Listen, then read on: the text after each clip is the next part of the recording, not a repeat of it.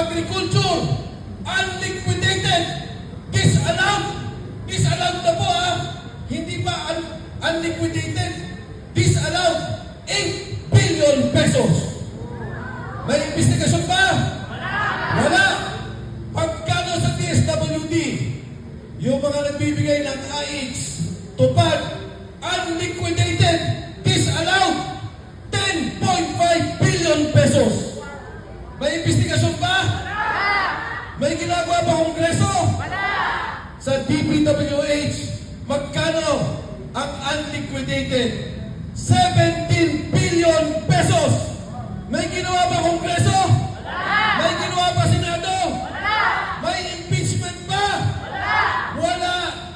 Kaya kitang-kita mo, ang liit ng ahensya ng Vice Pangulo, itong mga ahensyang malalaki, ayaw imbestigahan.